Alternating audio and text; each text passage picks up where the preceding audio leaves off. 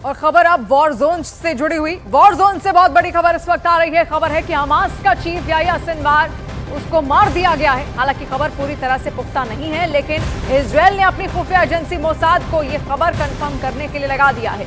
दावा किया कि इजरायल की सेना ने याह्या सिनवार को गाजा में हुए एक हमले के दौरान मार गिराया है।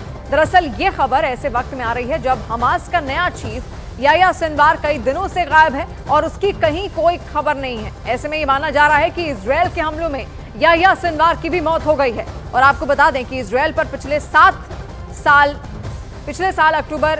7 अक्टूबर को हुए हमलों का मास्टरमाइंड सिनवार को ही माना जाता रहा है और तब से लेकर अब तक इजरायल को लगातार उसकी खोजबीन थी और अब ये दावा है कि वो मारा जा चुका है। और इजरायल और लेबनान के बीच जंग का मोर्चा अब ऐसे मोड़ पर पहुंच गया है जहां से किसी भी वक्त तीसरे विश्व युद्ध का गुबार फूट सकता है, क्योंकि इजरायल पर हिजबुल्लाह के रॉकेट हमलों के बाद अब बेंजामिन नेतन्याहू ने डायरेक्ट वार्निंग जारी कर दी है।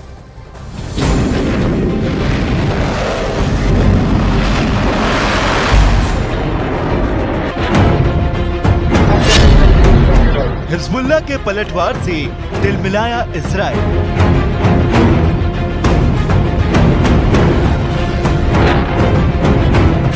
नेतन्याहू की हिजबुल्लाह को सीधी धमकी।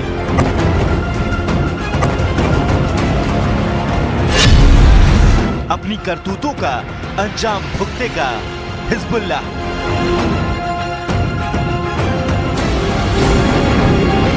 इजराइल और लेबनान के बीच तनाव की लहर अब इस कदर भयानक रूप ले चुकी है, शहर के शहर इस बारूद की लहर में समा सकते हैं।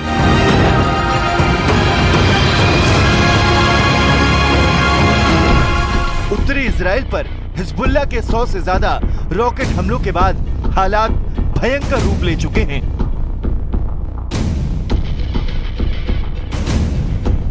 इजराइल के उत्तरी इलाके में हुए इन रॉकेट हमलों में सैन्य हवाई अड्डों को टारगेट किया गया। हाइफा शहर में हुआ यह हमला इतना भयानक था कि इस हमले में इजराइल की कई इमारतें ध्वस्त हो गई और कई कारों में आग लग गई।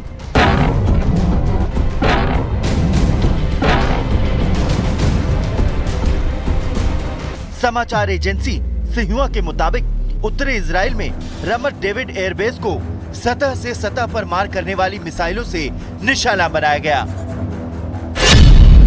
रमत डेविड बेस जायूनी यूनिट के 3 मेन एयरबेस में से एक है, जिसका लेबनान और सीरिया के लिए रणनीतिक महत्व है।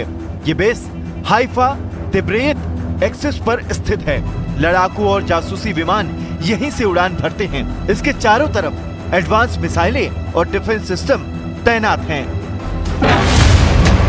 हिजबुल्लाह के इन हमलों ने इजराइल के राष्ट्रपति बेंजामिन नेतन्याहू के गुस्से को 7वें आसमान पर ला दिया है और अब इजराइल की तरफ से हिजबुल्लाह को दी गई धमकी तीसरे विश्व युद्ध का दरवाजा खोल सकती है, क्योंकि बेंजामिन नेतन्याहू ने हिजबुल्लाह को उन हमलों की याद दिलाने की कोशिश की है जिन हमलों ने महज कुछ मिनटों के भीतर लेबनान में हिजबुल्लाह के ठिकानों को तहस नहस कर दिया था। בימים האחרונים אנחנו הנחתנו על חיזבאללה רצף של מכות שהוא לא דמיין. ואם חיזבאללה לא הבין את המסר, אני מבטיח לכם, הוא יבין את המסר. אנחנו נחושים להחזיר את תושבינו בצפון. बेंजामिन नेतन्याहू ने अपने मैसेज में साफ कर दिया है कि अगर हिजबुल्लाह पुराने हमलों से सबक नहीं लेता तो उसे इजराइल पर हमलों की इतनी भारी कीमत चुकानी होगी कि लेबनान से हिजबुल्लाह के अस्तित्व को खत्म कर दिया जाएगा। उसका ट्रेलर इस वीडियो में देखा जा सकता है।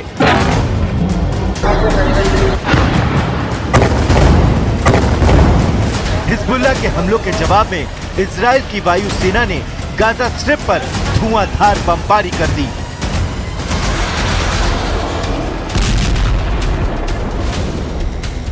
इजराइल की तरफ से कहा गया कि हिजबुल्लाह के सहयोगी हमास को टारगेट करने के लिए ये हमला किया गया है। इजराइल की तरफ से ये भी दावा किया जा रहा है कि ये हमला उस स्कूल पर किया गया जहां हमास के लड़ाके छिपे हुए थे। यानी इजराइल की सेना हिजबुल्लाह और उससे जुड़े किसी भी संगठन को तबाह करने की सौगंध खा चुकी है। השבוע האחרון היה השבוע הקשה ביותר בתולדותיו של חיזבאללה, ובמיוחד היממה האחרונה. הפעולה של צה"ל בדחיה רבת משמעות, רבת חשיבות ורבת עוצמה. इजराइल और लेबनान के बीच बेकाबू होते हालात पर अमेरिका की नजरें भी लगातार बनी हुए हैं। इसी सिलसिले में व्हाइट हाउस में राष्ट्रीय सुरक्षा प्रवक्ता जॉन कर्बी की तरफ से ये बयान जारी किया गया है। हम पिछले लगभग एक हफ्ते से बढ़ रहे सभी तनावों को बड़ी चिंता के साथ देख रहे हैं। हम इसे पूर्ण युद्ध बनने से रोकने के लिए हर संभव कोशिश करना चाहते हैं। इस वक्त दुनिया के देशों की चिंता का केंद्र मिडिल ईस्ट के हालात हैं, क्योंकि यहाँ से उठा युद्ध का बवंडर किसी भी वक्त किसी देश को अपने जद में ले सकता है।